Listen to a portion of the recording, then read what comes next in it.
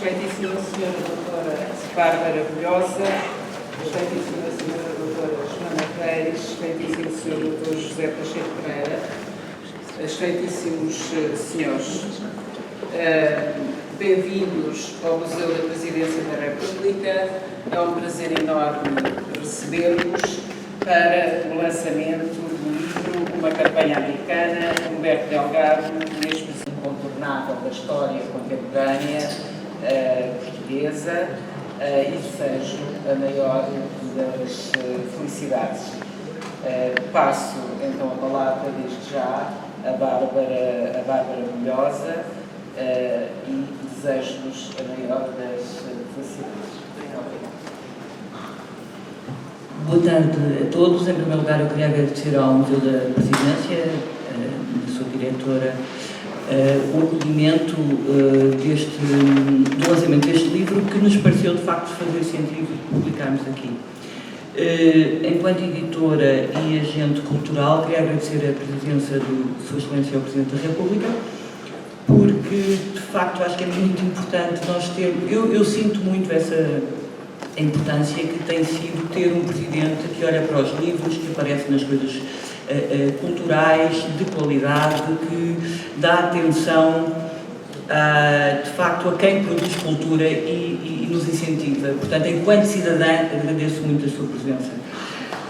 Depois, claro que terei que agradecer ao José Pacheco Pereira, com quem trabalho já há uns anos na coleção Efêmera. É uma daquelas personalidades portuguesas que não só produz uma obra ímpar na história contemporânea, com a biografia de Álvaro Cunhal, mas que com este arquivo, sendo a maior coleção privada de arquivo de história contemporânea, tem recebido doações importantíssimas, tem tido um trabalho incrível e persistente anos e anos, e portanto eu tenho formação em História, portanto tenho uma queda, mas independentemente disso, também enquanto cidadã é um grande prazer trabalhar com o Pacheco Pereira na Efêmera. Acabámos de publicar agora um novo livro também, e portanto é sempre muito importante ouvi-lo, portanto estou muito curiosa.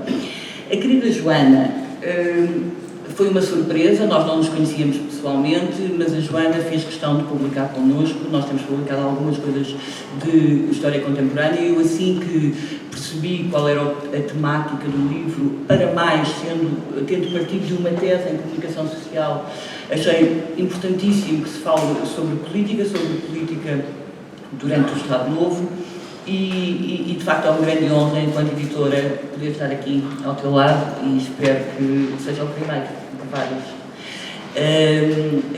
Agradeço a todos a presença, obviamente, e passar a palavra ao José Pacheco Pereira. Obrigada. Muito obrigada. Como imaginam, eu faço isto com muito gosto, por várias razões. Em primeiro lugar, tenho sempre gosto em ver o Sr. Presidente da República, e ter a minha editora, e ter a Joana, com quem tenho nos últimos anos feito um programa de televisão que implica muita cumplicidade e muita percepção em comum do valor das coisas que mostramos, sendo que muitas vezes as coisas que mostramos são coisas que as pessoas ou deitaram fora, ou que os museus não quiseram, os arquivos não quiseram, e que depois, quando de alguma maneira são redescobertas e tratadas, fazendo aquilo que nós fazemos, que é dando-lhes contexto, ganham um valor muito significativo.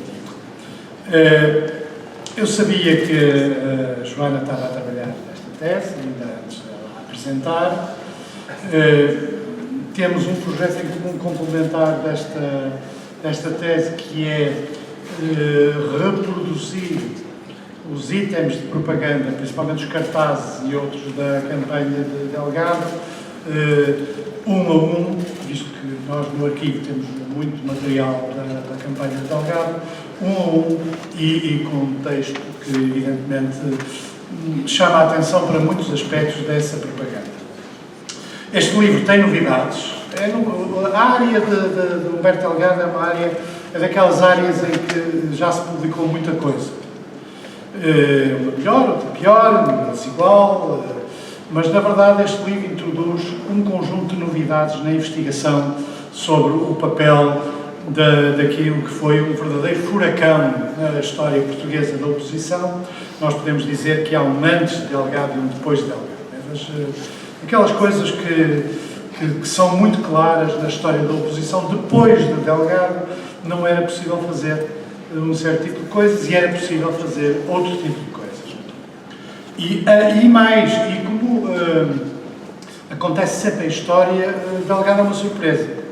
Ou seja, o efeito da personalidade e da campanha de Humberto Delgado surpreendeu todos.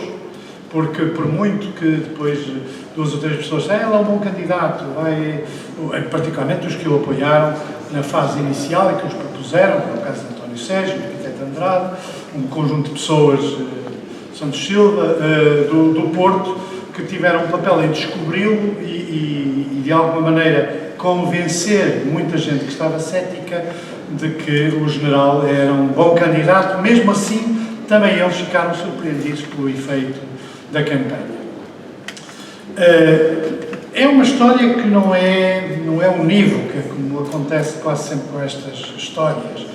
Delgado tinha qualidades e tinha defeitos, e como todas as pessoas que têm qualidades e os defeitos ligados, não é? Porque é uma coisa que, ou seja, as qualidades são também os defeitos, os defeitos são também as qualidades, tornou-se uma personagem que de alguma maneira atraía. Quando nós hoje estamos sempre a dizer que há pessoas com carisma, quer dizer, hoje uma pessoa popular é carismática, não é nada carismática, quer dizer, só por ignorância é que se pode dizer isso. O carisma é a introdução do novo. A personagem carismática é uma personagem que inova, que tem uma característica poética, chamemos assim, é criador. E de facto o Delgado tinha essa característica, não era fácil de aturar, era uma pessoa um bocadinho complicada, autoritário, já falaremos de alguns desses aspectos, mas dotado de uma enorme coragem e de uma enorme resolução. Faz parte de um grupo de pessoas cuja, eu costumo dizer às vezes, enfim, de uma forma metafórica, acordavam a pensar em derrubar o Salazar e adormeciam a pensar em derrubar o Salazar. Há meia dúzia de pessoas com estas características, muitas das quais, às vezes, a história é injusta, porque em alguns casos eram pacíficos, advogados de província que faziam abaixo-assinados, ou eram pessoas que faziam apenas conspirações, tentando fazer conspirações com os militares, não encaixaram depois na visão que, principalmente a partir dos anos 60, existia do funcionamento da oposição. O Delgado vem do regime e vem do regime mesmo, ou seja, não se limitava a ser uma personalidade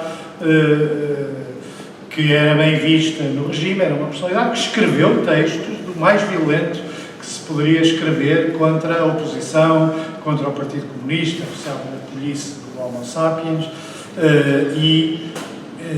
portanto, isso criou uma imagem que, de alguma maneira, dificultou a parte inicial da campanha. Simplesmente o que aconteceu é que, a um dado momento, na minha terra, no Porto, tudo mudou.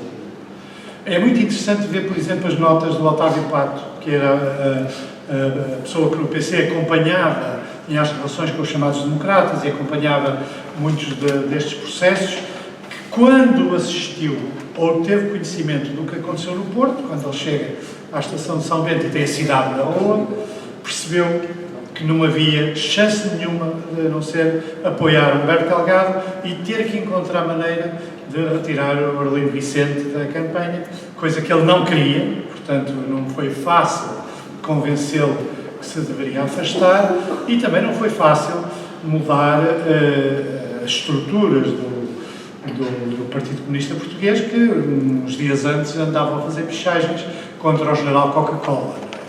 Pichagens contra o general Coca-Cola, Humberto Delgado, que era suspeito não só por ter vindo dos Estados Unidos e ter estado nos Estados Unidos, mas também porque era visto, mesmo durante a campanha, era visto uma espécie de caudilho latino-americano, o que de todo não é uma percepção inteiramente errada, porque era um militar e usava, de facto, as prerrogativas do seu poder. Uma das primeiras coisas que fez o regime foi exatamente tirar-lhe a condição de militar no ativo para impedir as cenas que ele fazia, parecendo fardado e pistolão, não é? Ele lá na realidade tinha 2 pistolas, certo? E tinha uma daquelas pequeninas de senhora na liga, nas coisas. Na verdade, deixou de poder aparecer como aparecia na fase inicial da campanha, dando instruções e ordens aos guardas da Guarda Nacional Republicana, já para não falar dos PIDs, que ele considerava, na hierarquia, mesmo na hierarquia do regime, eram-lhe inferiores. Delgado tinha estado nos Estados Unidos, isso é um dos aspectos interessantes deste livro, novo, portanto, e é suposto que as teses de doutoramento e as teses feitas com rigor e o trabalho científico eu vejo sempre as notas, é um efeito profissional e ver as notas. E estão reduzidas, e as notas dizem muito sobre o livro. A gente percebe o enorme trabalho, é nas notas que se vê o trabalho. Há 2 maneiras de fazer um bom livro de história. Ou o texto é magnífico, e normalmente, no caso de uma certa versão inglesa, não há praticamente notas, ou o texto é suportado, independentemente de ser magnífico, é suportado por um aparelho científico que é muito notável, como é o caso deste livro. E a Joana percebeu que a estadia nos Estados Unidos de Humberto Delgado não se tinha ficado apenas pelos seus contactos na aeronáutica, os seus contactos com políticos americanos e com militares americanos, mas que, de alguma maneira, ele tinha visto as campanhas eleitorais americanas. Principalmente aquela que, há mais do que uma que ele pôde presenciar, mas a de Eisenhower. A campanha de Eisenhower, militar também, portanto, um homem que vinha como um herói da Segunda Guerra, um herói americano, modesto, reservado, que nunca... McCarthy era outra coisa, portanto, MacArthur era outra coisa, e ele ficou impressionado por essa campanha e, de facto, a Joana encontrou várias similitudes, até do ponto de vista iconográfico, entre as 2 campanhas. As campanhas eleitorais americanas são muito diferentes das campanhas eleitorais europeias. São campanhas que assentam em instrumentos de propaganda diferentes. Nos Estados Unidos, até aos dias de hoje, os grandes instrumentos de propaganda, para além da parte da televisão, dos anúncios televisivos, da propaganda negativa, o que era fundamental na campanha e ainda hoje é fundamental na campanha, são o PIN, por exemplo. O PIN é tipicamente um instrumento de campanha e também Delgado fez o mesmo, não fez um emblema e fez um PIN muito parecido com os PINs americanos. E depois, como estamos na América, não há autocolantes no sentido rigoroso do termo, a não ser para os carros. Portanto, os americanos fazem stickers grandes para pôr nos carros, ou então para pôr no relevado das casas. As casas põem um cartaz pequenino e assim traduzem. Não há praticamente nada colado nas paredes. Portanto, estes mecanismos de campanha, e há uma utilização muito significativa de técnicas de publicidade e de agências de comunicação, que são sempre um elemento importante da campanha americana, que implica uma gestão das notícias dos jornais, das informações, uma gestão hoje, em particular, da televisão e das redes sociais, hoje já muito envenenada pelas fake news e envenenada pela manipulação da própria comunicação, mas no tempo de Eisenhower ainda relativamente livre desse tipo de mecanismos, o que não significa que não haja uma tradição na campanha eleitoral americana que também veio para Portugal. Veio para Portugal contra Norton de Matos e veio para Portugal contra Delgado, que é a propaganda negra. É um dos espólios que nós temos no efêmera, é exatamente o espólio de um situacionista de Ponte de Lima, que tinha os materiais que eram usados para dar cabo dos cartazes e da propaganda do Norton de Matos.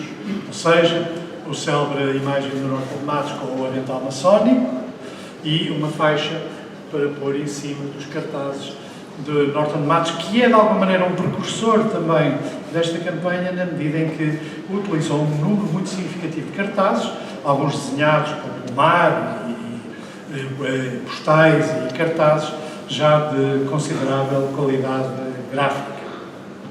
E há também outro aspecto precursor da campanha de Norton de Matos, que é a utilização dos grandes comícios, no caso de Norton de Matos, comícios, no caso de Humberto Delgado, passeios pela rua, passeatas, como se diz na América Latina, mas também recepções de grande dimensão quando chegava aos sítios.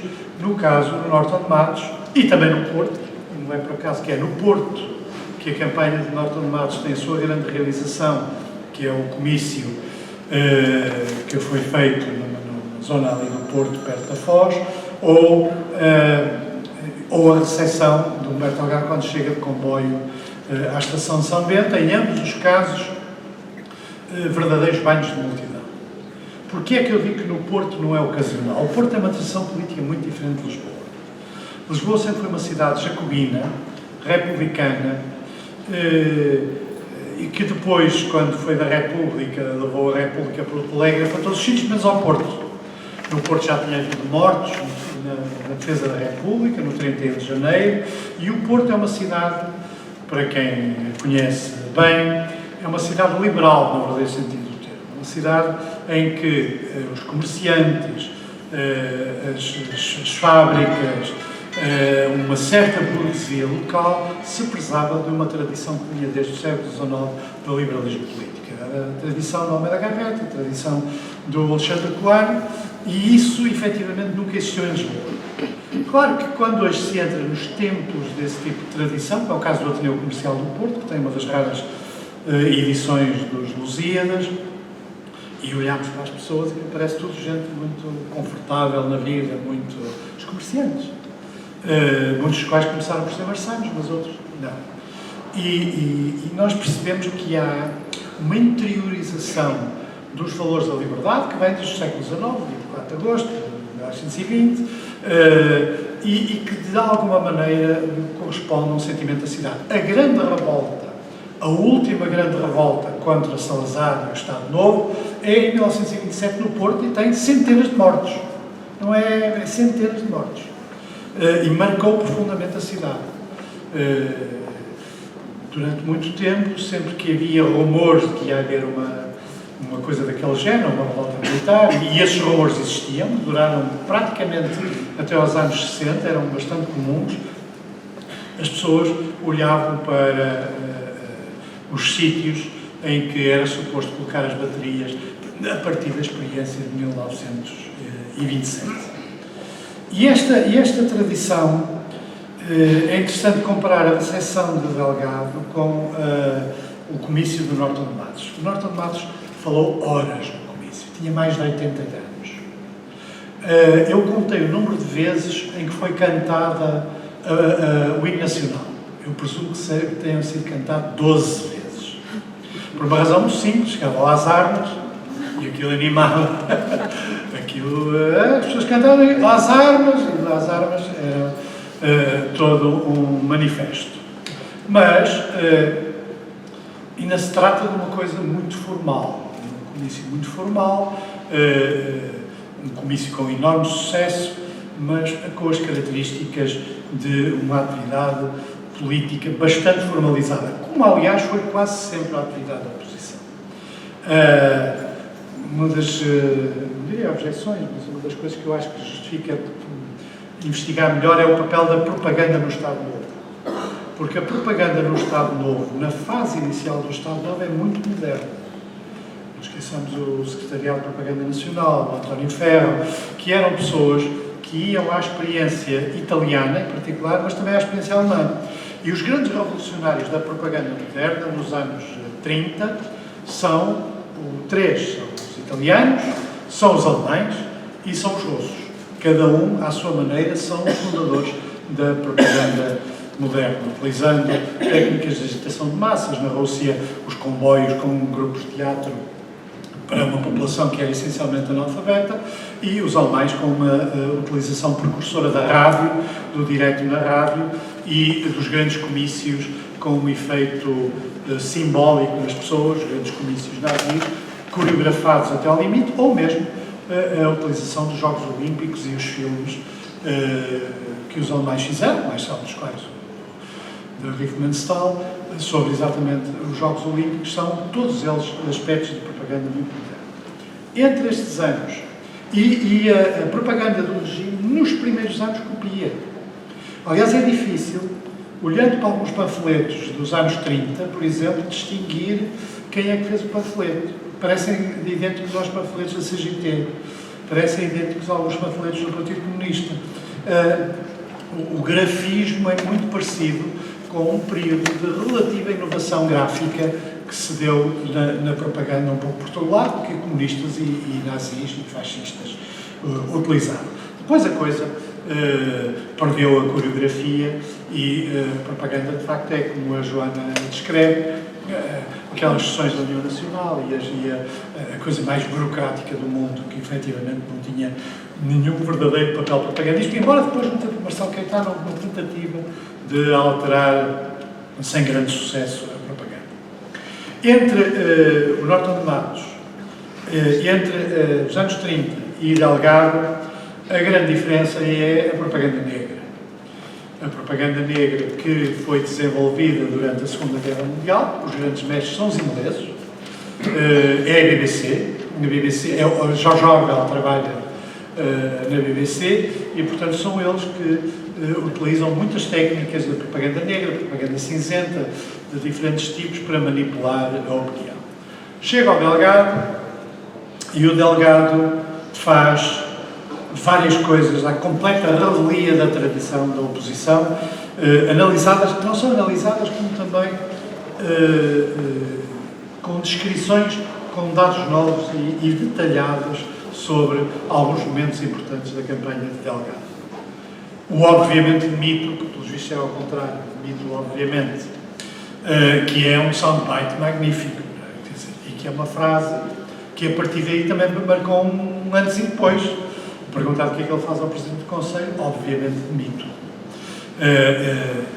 E a frase incomodou outras pessoas que estavam à volta do Delgado, porque parecia um bocadinho excessiva, mas é aquilo que nós hoje chamaríamos um soundbite moderno, uma frase assassina, obviamente mito. E a partir daí as coisas já não eram as mesmas, porque aquele homem parecia com a coragem de defrontar diretamente a incluída personagem do Sr. Presidente do Conselho, professor Dr. António Oliveira Salazar, que era normalmente mantido numa redoma, mesmo em muitos aspectos pela própria oposição, que eu tratava sempre com a deferência do catedrático de Coimbra, mas depois fazia coisas sobre as botas, Salazar, alguma propaganda de outro tipo. A segunda coisa foi, de facto, a capacidade que Delgado tinha de contacto com as multidões. A chegada ao Porto é, de facto, um momento excepcional. Ele sai do comboio e tem a cidade na rua. E aqui funcionou um instrumento de propaganda muito importante, que são as fotografias.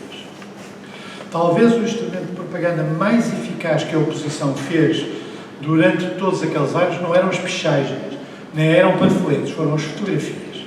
Havia um precedente com as fotografias do comício de 1949 do Norton de Matos, que tem um déplié enorme para se perceber a dimensão da multidão que estava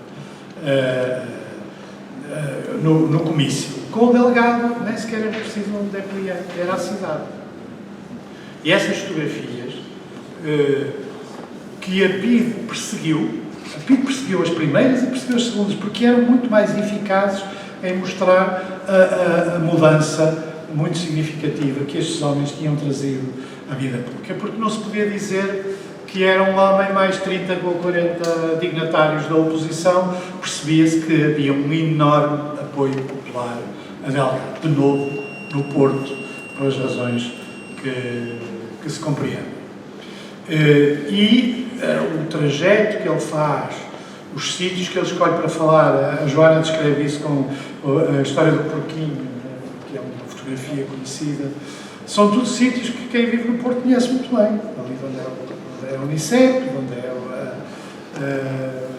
junto ao Carlos Alberto, junto à Praça dos Leões, são os sítios onde o Delgado fala às massas. Eu não sei se ouvia, porque é muito difícil ouvir-se, porque não havia muitas tecnologias modernas para estender o som, mas não bastava.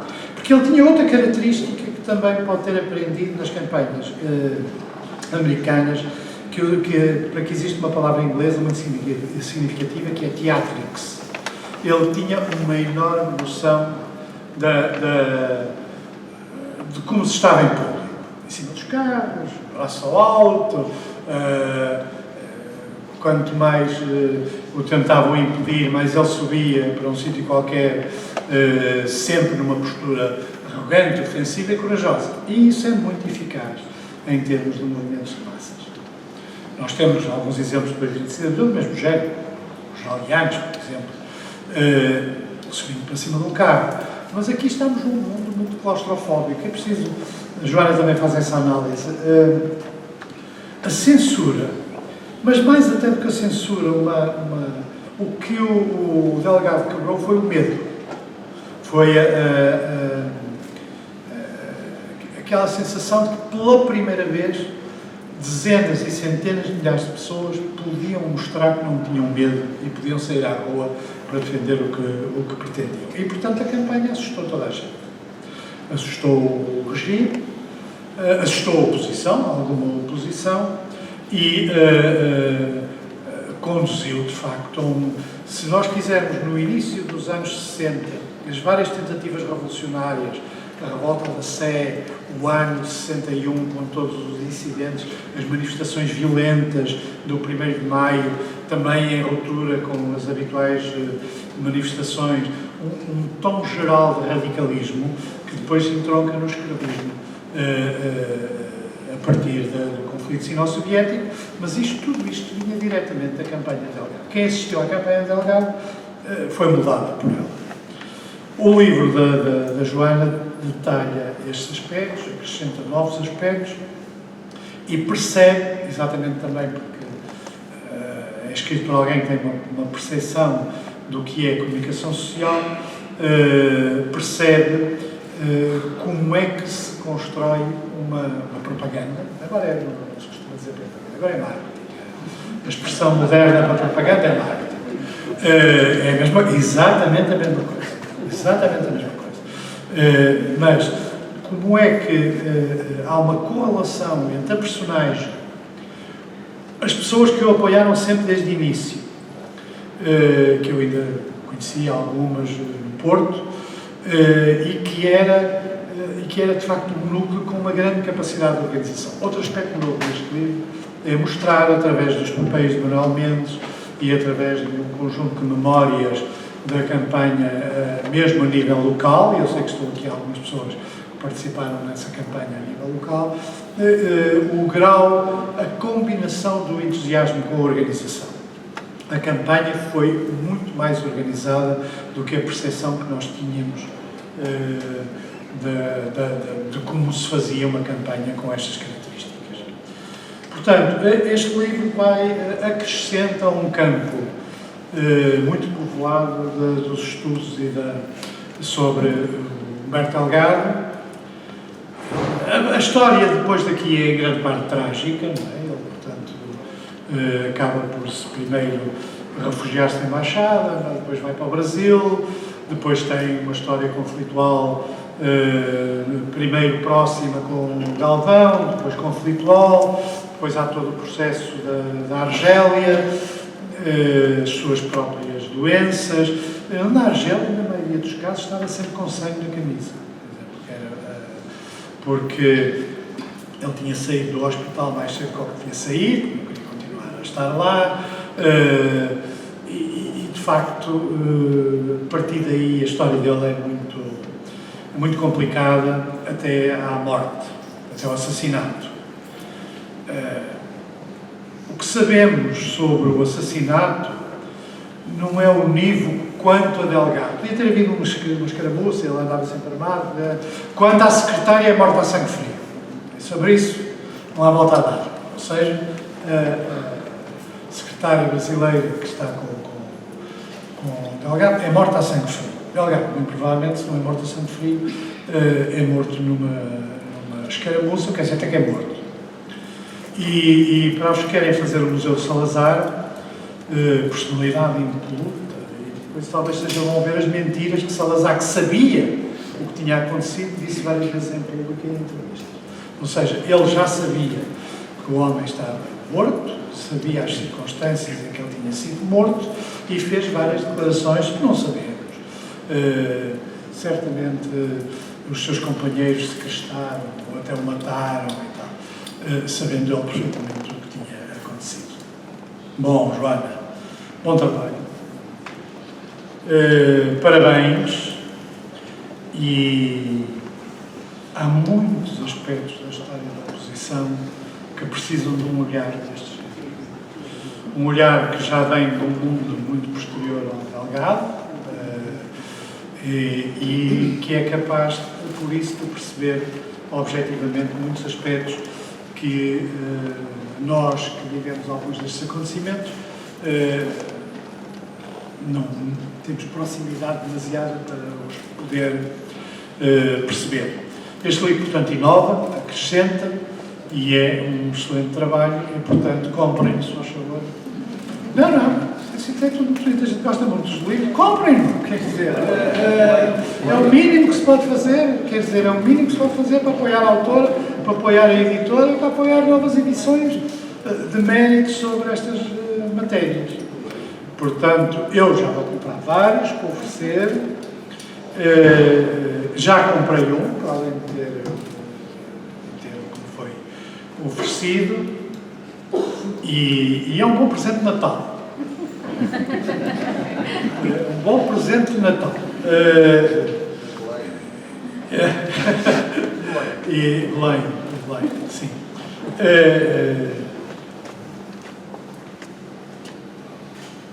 Vamos lá ver. Delgado nunca chegou a ser Presidente da República. Não estou certo que fosse muito feliz nessa experiência, dadas as suas características pessoais. Mas os tempos também eram outros. Seja como for, é daquelas personagens que moldou a história da oposição com uma grande coragem e uma grande dedicação, e é isso que vai ficar. E estes livros ajudam a essa percepção. Muito obrigado.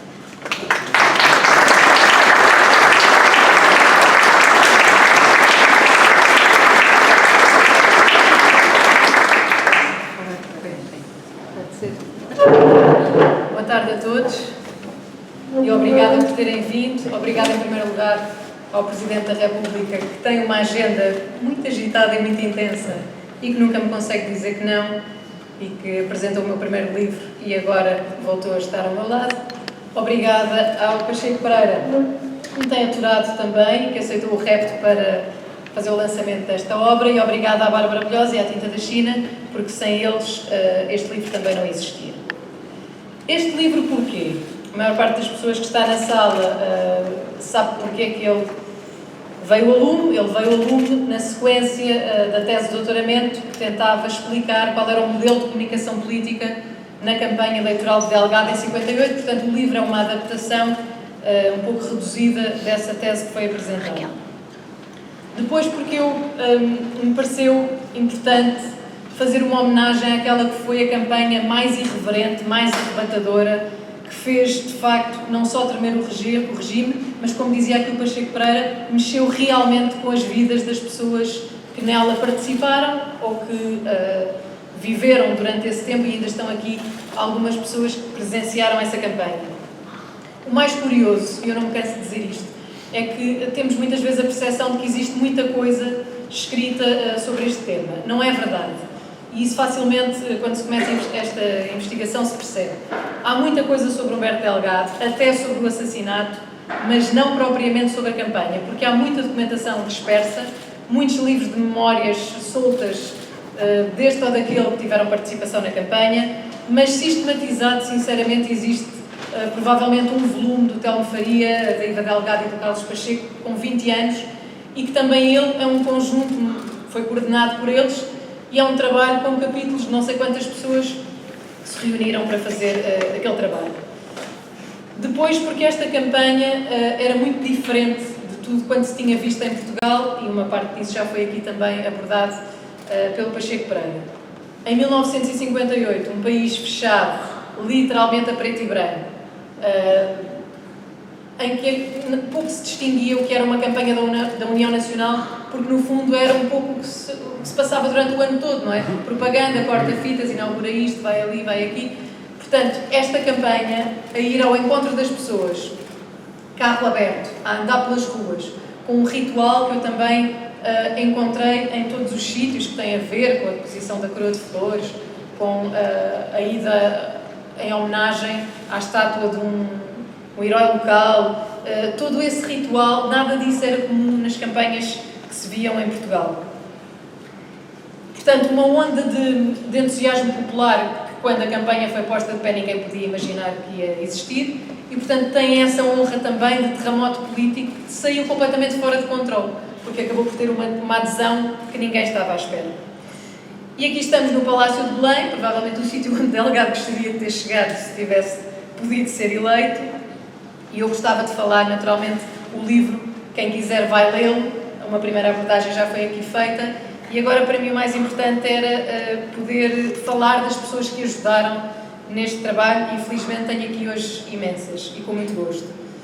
E eu não sei se devo mais agradecimentos a quem contribuiu generosamente sem me conhecer, se há aqueles que me deram apoio moral, e também foram muitos, ou aqueles que aturaram o meu mau humor, como a Vasco, a Madalena e os meus pais. Estou muito agradecida mesmo a todos.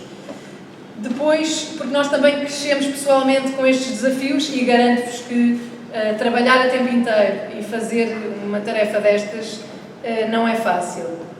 Com campanhas eleitorais pelo meio, que pelo menos eram inspiradoras para quem estava a investigar. Depois, porque também nessa condição não somos donos do nosso tempo, não é? Portanto, o nosso tempo é dividido não só com o trabalho e a família, mas com as circunstâncias das bibliotecas e dos arquivos em Portugal. E, portanto, gerimos o tempo, os espirros, porque só o Pacheco Pereira consegue mexer nos papéis todos que tem em casa e não espirrar. Eu espirrava muito na Torre do Tombo. Também tive multas de estacionamento, carro rebocado, e lembrei-me, quando estava a pensar no que é que queria dizer hoje, que uma das pessoas que me ajudou na tese disse: você precisa, nesses sítios, de arranjar um cúmplice, porque é muito difícil trabalhar em alguns arquivos e em algumas bibliotecas. Noutros encontramos muitos cúmplices. E, portanto, até o segurança da Torre do Tombo, que está cá em baixo na recepção, se tornou um cúmplice, pelo menos para eu não ser rebocada sucessivas vezes. Depois, lembrar também que cada contacto que parece fácil implicou meia dúzia de contactos ou mais para chegar a determinadas pessoas. Em alguns casos até cheguei tarde demais, porque por poucos meses não consegui falar com algumas pessoas com quem teria sido mesmo muito importante falar. Ainda assim, cerca de 30 pessoas foram entrevistadas longamente. Estou a ver aqui algumas delas e fico tão contente com isso, porque elas foram mesmo importantes. Infelizmente já não tenho cá provavelmente a pessoa que foi a mais importante, nem ela imagina quanto. Ela é filha de Álvaro Monteiro, que foi um advogado republicano de Viseu, que era o responsável distrital mandatário da campanha de Delgado em Viseu. Eu cheguei, por acaso, ao espólio dele, poucos dias antes dele ser doado pela família à Torre do Tombo, e a Isabel Monteiro, que faleceu recentemente, abriu as portas de casa, conversou comigo várias tardes, foi comigo para a reprografia da Universidade Católica, uma tarde inteira, com uma mala inteira de viagem, fotocopiar tudo quanto era papel antes de ser entregue na Torre do Tombo. E Viseu foi muito importante para o meu trabalho, porque foi a partir de Viseu que eu tentei perceber como é que a campanha foi posta de pé e se depois o modelo de Viseu se replicava noutros sítios. Também logo no início comecei a desconfiar que podia haver uma influência americana, naturalmente, por causa do tempo que o Delgado passou lá, e que talvez houvesse uma organização, a partir de Viseu foi possível perceber isso, mais consistente do que aquilo que normalmente nós pensamos sobre esta campanha.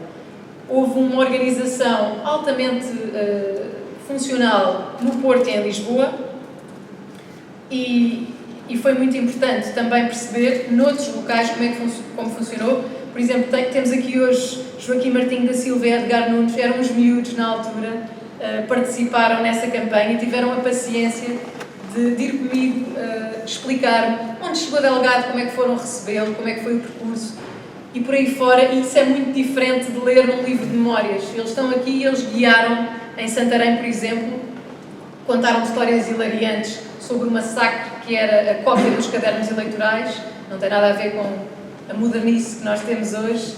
Foi muito difícil, ali a parar com a cabeça, porque dificultaram-lhe a vida quanto pôde. Também me lembro muito bem das histórias mirabolantes para despistar as pessoas, para transportar os boletins de voto, porque ao contrário do que vamos fazer no dia 6, em que chegamos para votar e está lá uma folhinha que nos é dada, as pessoas levavam o voto de casa, não é? E, portanto, era preciso também não dar nas vistas com um papel diferente daquele que o regime usava para imprimir o boletim de voto. Depois também o entusiasmo com que outros que eram miúdos, por exemplo o Jaime Marta Soares, que é de Vila Nova de Poiares, a contar como os miúdos iam todos a correr para a Estrada da Beira, a ver a comitiva, os carros, o delegado a passar, com um pau de feijoeira, a fazer uma bandeira de Portugal improvisada. Ou o filho do médico Fernando Val, o Mário Val, que estava em Moçambique, onde a campanha também teve mirabolâncias, com uma pista onde o avião aterrava, em que escreveram "Vota Delgado", porque era um sítio onde, enfim, não era expectável que houvesse um apelo ao voto. Ou o Joaquim Letria, que também, jovem na altura, contou como a polícia perseguiu as pessoas que estavam à espera de Delgado em Santa Apolónia, quando chegou da recepção apoteótica no Porto. Ou o percurso todo nas Caldas, que o Custódio Maldonado Freitas tem o mesmo nome do avô, que era boticário, e, portanto, a farmácia da família era o sítio onde se conspirava, nas Caldas da Rainha. Aliás, uma família toda ela envolvida nesta campanha e que, com graça, também partilhou muitas histórias. E depois, do outro lado, quem estava mais ligado ao regime, o Vasco Hugo Teves, que me explicou como não foi feita a cobertura na RTP, portanto, nem sequer se ia ao local, não se fingia que se filmava, não se ia, pronto. Embora, atenção, a RTP nasceu um ano antes, ainda era tudo muito incipiente. Ou o general Loureiro dos Santos, também já falecido, que estava em Vendas Novas e que foi chamado para ir, enfim, liderar uma força militar, porque soube-se que havia um comício da candidatura em Setúbal e que podia dar para o torto, a polícia podia não dar conta do recado, e portanto ele esteve com 3 homens numa caserna toda a noite, armados com uma espingarda Mauser, e ele em pânico a pensar: se acontece alguma coisa, o que é que eu faço? Só lhes ensinei a dar umas coronhadas e não sei o que é que faço se isto é para tudo. Mas não foi necessário. Depois, do lado da imprensa, 2 pessoas que me ajudaram e que também já faleceram: o José Manuel Tengarrinha, que em 58 estava no Jornal República e que foi também casado com a Maria Armanda Falcão, que quase todos aqui conhecerão como Vera Lagoa, que era a secretária de serviço na sede de candidatura do Delgado em Lisboa. Ele próprio participou na campanha, mas sobretudo na campanha do Arlindo Vicente. E depois o Carlos Veiga Pereira, que é um nome que diz mais à classe jornalística, porque provavelmente era o jornalista mais com carteira, não devia fazer, acho que sim, era o número 2 ou coisa assim, morreu também há pouco tempo, e que foi o jornalista destacado pelo jornal República para cobrir a conferência do Chave de Ouro.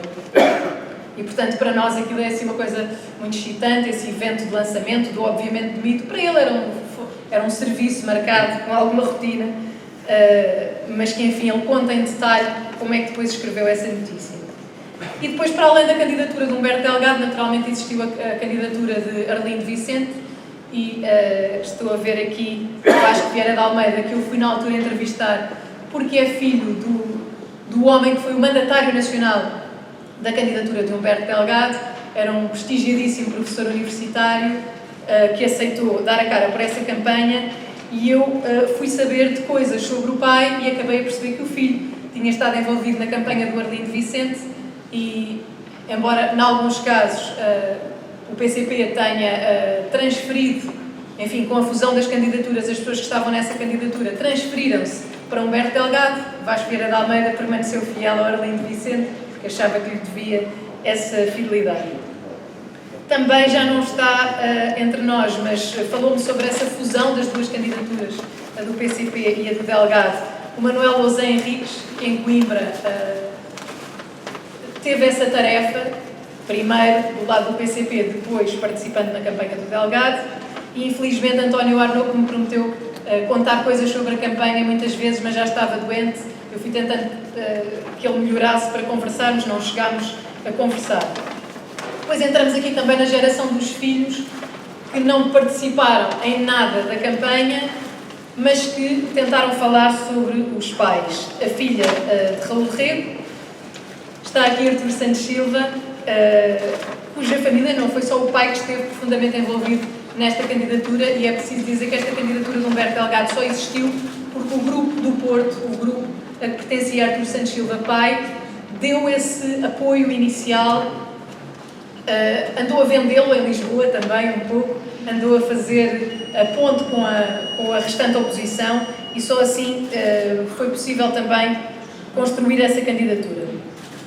E depois, um dos pormenores mais engraçados e importantes também que eu consegui descobrir nesta tese, que tem a ver com estas duas pessoas, com Artur Santos Silva, que não conhece a outra pessoa de quem eu vou falar, que é a Ângela Velhote, filha de António Velhote, que era um fotógrafo, que trabalhou em vários jornais no Porto, e que foi um fotógrafo profissional contratado para cobrir esta campanha de Humberto Delgado, e aí foi contratado por Artur Santos Silva pai. A ideia inteligente era enviar para o estrangeiro um retrato da campanha, e naturalmente ele depois ficou conectado com a campanha e nunca mais arranjou emprego nos jornais, mas são dele aquelas fotos mais célebres que nós conhecemos, nomeadamente aquela que o Pacheco Pereira estava a falar, que é a multidão na Praça Carlos Alberto, e ele na varanda, e depois de milhentos contactos telefónicos, eu consegui chegar ao contacto com um familiar, que me disse sim, ele ainda está vivo e lúcido. Consegui falar com a filha, ele tinha falecido meses antes, e eu já não pude conversar com ele. Mas importa aqui explicar que a contratação, nesta época, de um fotógrafo profissional, e se juntarmos a isso a existência de serviços de imprensa, liderados por Raul Rego e Manuel Mendes, que faziam autenticamente um trabalho de agência de comunicação, retira qualquer carga de amadorismo desta campanha. E aqui entramos já naquilo que o livro traz de novo. Traz de novo essa descoberta dessa contratação do fotógrafo profissional, talvez o máximo de profissionalização possível num tempo destes, e também no Portugal que se vivia então. E note-se que, por exemplo, Raul Rego, à frente destes serviços de imprensa, embora ele já tivesse estado à frente também dos serviços de imprensa de Norton de Matos, mas noutros moldes, ele próprio parecia uma agência de comunicação. Ele sugeria entrevistas, ele distribuía sugestões, ele era intermediário com jornais em Portugal e fora de Portugal. O livro tenta também, Pacheco Pereira estava a falar aqui de aspectos muito específicos, que obviamente quando estamos a construir uma tese de doutoramento só nos podemos focar num aspecto, e queremos mesmo é fugir a 7 pés de tudo o resto que nos distrai. E aqui a ideia era tentar perceber como é que a campanha foi posta de pé, como é que ela foi construída, com recurso a quê, e já agora que mensagem é que pretendia passar. Delgado, como já se disse aqui, ficou muito impressionado com as campanhas que viu de perto nos Estados Unidos, e ver de perto é mesmo ver de perto. Ele viu na rua, a filha conta isso, ele viu passar no carro, a acenar à multidão, o Eisenhower, e isso mexeu profundamente com ele. Eu fui seguindo depois as pistas de americanização para ver se elas se confirmavam e onde é que me levavam, até porque com Eisenhower popularizou-se a ideia de que a comunicação política se pode equiparar à publicidade comercial, não é? Que se pode vender um presidente como um produto, e o Eisenhower vendia-se na caixa dos cereais e noutras coisas, portanto era literalmente um produto que se vendia. Cá também se fez, também já falámos aqui disso, de uma tentativa de imagem do general credível, fardado. Aliás, a foto oficial do candidato Humberto Delgado é fardado. Claro que as autoridades, a PIDE, assim que pôde, obrigou a andar sem farda, porque ele em qualquer lado, quando o tentavam calar ou mandar embora, ele dizia, sabe com quem é que estou a falar, Parecia alguém fardado, um general, o mais jovem general das Forças Armadas em Portugal. Depois, lembrar também que existiu uma espécie de slogan, o medo acabou. Delgado jogou muito com isso porque estamos a falar de um tempo em que as pessoas viviam com medo. E isso é um testemunho que está presente em todas as pessoas com quem pude falar. Depois, a existência de um evento de arranque, a Conferência do Estado do Chave de Ouro, foi construída de raiz, com papelinhos, vamos convidar isto, vamos ter isto, vai custar tanto, vamos convidar estas pessoas, havia um convite formal entregue, havia uma folhinha com as perguntas que se previa que fossem feitas e com as respostas que se previa que o candidato desse. Na véspera foi feita uma coisa que nós hoje chamaríamos de uma sessão de media training, com o staff mais próximo de Delgado a treinar o que é que ia dizer. Claro que ele depois não disse exatamente o recado que era suposto, disse à bruta, não é? Obviamente bonito e pronto, enfim, foi isso que ficou para a história. Há, aliás, também, nesta campanha, cargos, funções específicas atribuídas às pessoas, cartões de quem pertencia aos serviços da candidatura.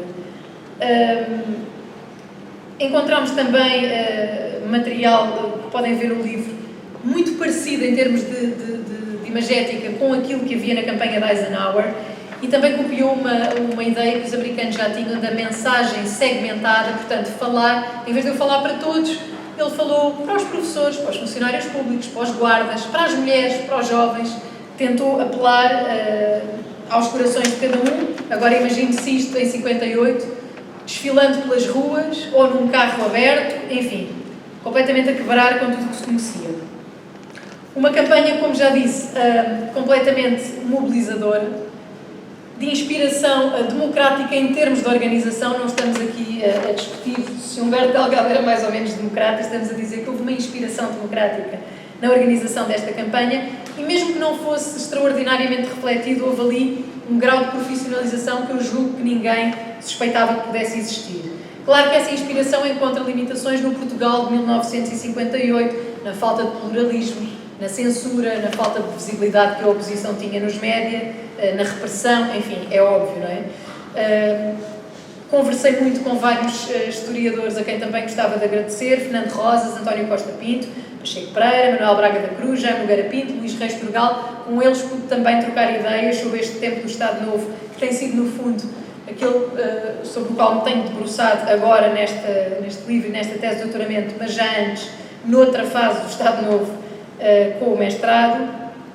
E agradecer finalmente à minha orientadora, que está cá hoje também, a Rita Figueiras, que me acompanhou nesta tarefa durante o tempo todo, mas que sobretudo acompanhava, tão entusiasmada quanto eu, todas as pistas e as pequenas descobertas que ia havendo aqui e ali ao longo de anos. E depois, porque cada arquivo é um mundo e os papéis falam imenso, não sempre a contar-nos histórias, não é? Pacheco Pereira sabe isso melhor do que ninguém. Isso também está aqui provadíssimo. Os papéis aqui serviram para nos contar muitas histórias.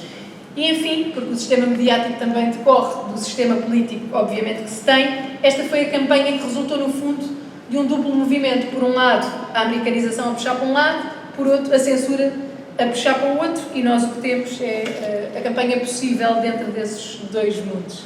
E obrigada a todos.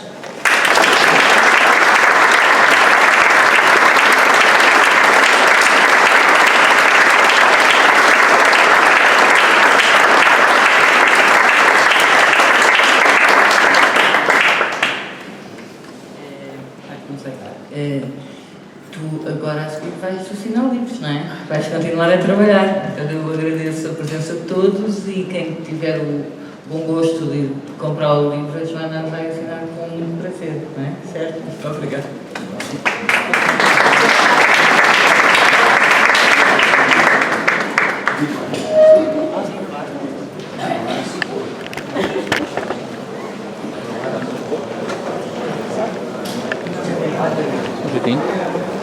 Bom, não era suposto dizer umas palavras, e vejo que os presentes querem a assinatura da autora e do apresentador. Eu queria dizer só, em nome da Presidência da República, o que disse a senhora diretora do museu, como nos sentimos todos bem aqui nesta casa no lançamento deste livro. sentimos bem com uma editora inovadora, corajosa e que tem dado realmente à história política um relevo que felizmente outras editoras dão, mas sei por experiência própria, pré-presidencial, que muitas vezes ser-se editor é uma forma de alegremente se empobrecer, mas alegremente no sentido de estar a cumprir uma missão, e no caso desta editora uma missão cultural muito importante. Depois, ter aqui o melhor apresentador possível para esta obra é um luxo. Era previsível, porque todos acompanhamos o vosso diálogo ao longo de muito tempo e a empatia que se criou, e ficamos com muita pena de a rigidez da programação televisiva reduzir a tão pouco o tempo dedicado a uma programação que nos deixa com vontade de continuar, de saber mais, de aprofundar, e se não ser possível em muitos casos. É um prazer ter aqui, uma honra ter Pacheco Pereira, e já tive uma ideia ao ouvi-lo, é que aqui na presidência temos tido muitas escolas de todo o país a ouvir escritores, 2 séries, a ouvir cientistas, 2 séries, a ouvir jornalistas, 1 série, agora a seguir desportistas, mas não historiadores.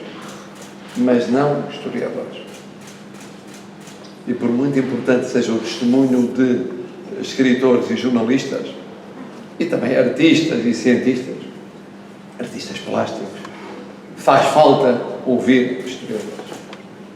E, portanto, uma próxima série, há que ser isso à doutora Isabel Alçada, terá de ser com as escolas, vêm sempre 2 escolas de pontos muito diversos do nosso país, terem a possibilidade de ouvir historiadores, nomeadamente sobre a história portuguesa contemporânea.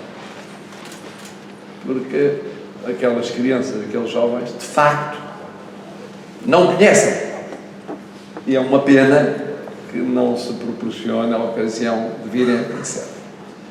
E depois eu estava a ouvir a autora, a Joana Reis, e a ter pena não ter assistido à discussão da tese. Tenho a de formação de professor, não é? Presidente é-se por um período limitado de tempo, professor é-se a vida toda. E, de facto, a apresentação que ela fez do livro, agora, como sabem, é possível, se o candidato ao doutoramento quiser usar essa faculdade, fazer uma apresentação. E eu assisti a apresentações tenebrosas, desinteressantíssimas, que jogavam contra a candidata ou o candidato, que tinham teses magníficas, ou pelo menos razoáveis, e começavam a destruí-las na apresentação. Eu fiquei muito impressionado, porque foi, de facto, uma apresentação muito vivida, muito intensa, muito completa, e um retrato excepcional da obra e também da qualidade da autora da obra. Da qualidade da obra. Quanto ao mais, o que posso dizer, já Pacheco Pereira o disse. Humberto Delgado poderia estar aqui nos retratos, em vez de estar um dos retratados, que por sinal está não como presidente, é uma ironia do destino, mas como ministro da Marinha. Não há nenhum retrato aqui na presidência como presidente da República, e por isso, de facto, poderia estar ali.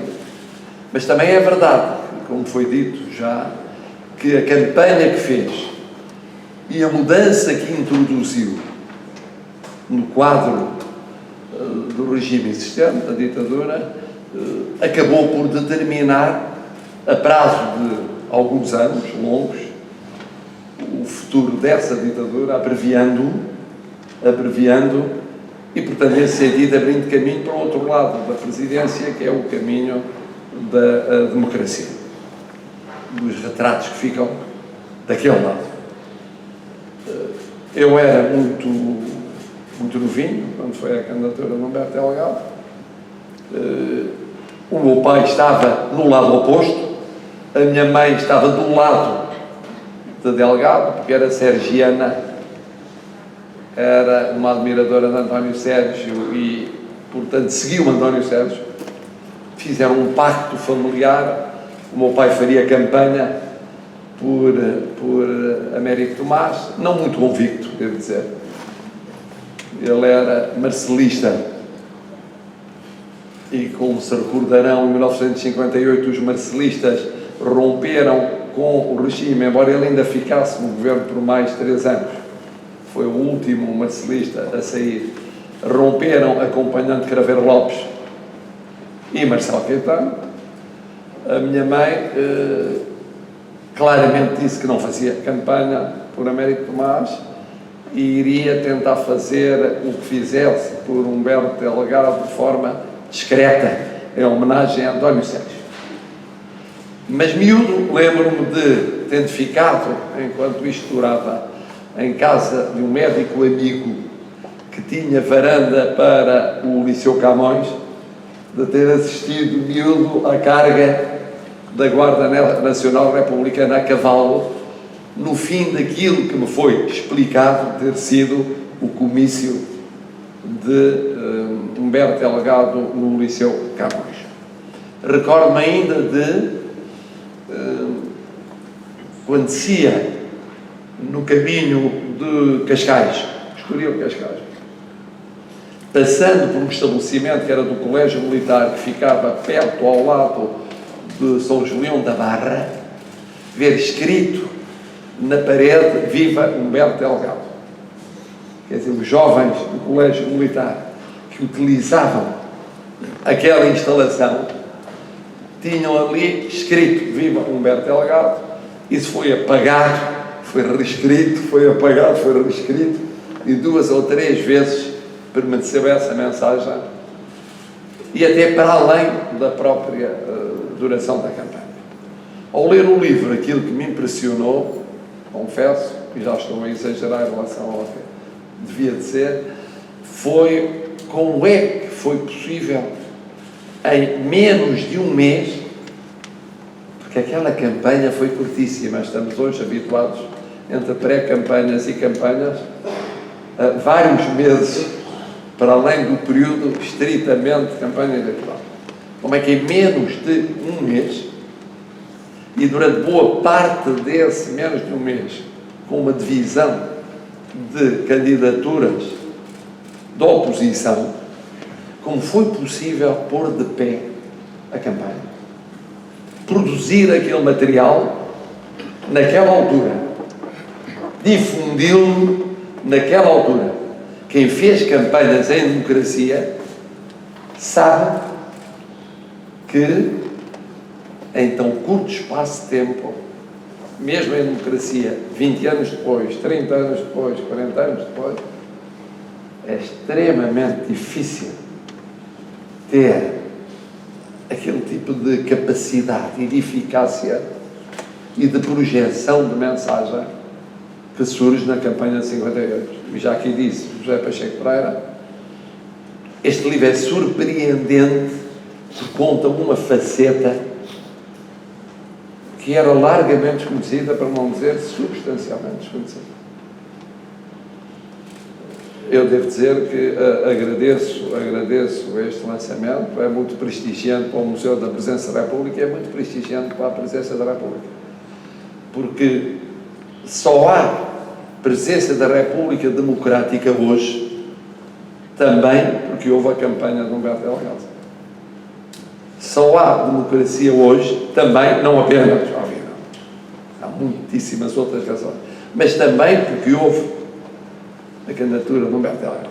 E uma última recordação, lembro-me de ter ouvido, também criança, no grupo que Marcelo Caetano tinha, então, e que reunia na Choupana, debater a figura de Humberto Delgado vista do lado desse setor da ditadura. E de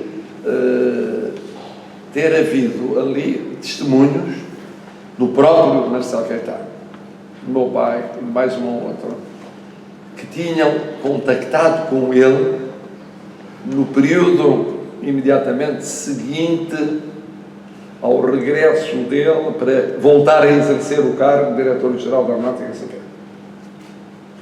Em parte, numa tentativa frustrada de travar a candidatura, noutra parte, de perceber o grau de oposição que tinha relativamente a Salazar e relativamente ao regime. E é muito impressionante ver que todos, ao mesmo tempo que reconheciam qualidades e defeitos, detectavam aquilo que o livro mostra, que é esta campanha também só foi possível com aquele homem. É uma campanha de um homem único, singular, irrepetível.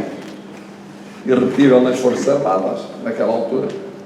Irrepetível na idade que tinha. Irrepetível no perfil que tinha, pessoal e político. Irrepetível no conhecimento que ele tinha do próprio regime contra o qual ia fazer a campanha e do conhecimento que tinha de Salazar. Porque ele sabia aquilo que ia doer mais diretamente a Salazar. Sabia. E eram os antípodas em termos psicológicos, políticos, doutrinários e ideológicos. E, portanto, de facto, é uma realidade única, irrepetível e excepcional, uma tese, de facto, daquilo que conhecemos. Ficamos com vontade de conhecer o resto da tese. Concordo com o Pacheco Pereira. As notas são essenciais. Essenciais. Para-se a leitura para ir ler a nota correspondente, depois volta-se à leitura. Mas se a obra é uma grande obra de uma autora que hoje mostrou ser, de facto, muito qualificada também do ponto de vista académico, o apresentador deu um brilho, de facto, à obra esmagador, esmagando por aquilo que tem conseguido reunir um acervo único da história portuguesa contemporânea, mas também pelas suas características pessoais, e intelectuais e culturais, que são também singulares. Portanto, uma personalidade singular em termos de campanha, com um apresentador singular, numa obra também ela, à sua maneira, singular. É um grande fim de tarde para o Museu e para a Presidência da República. Muito obrigado.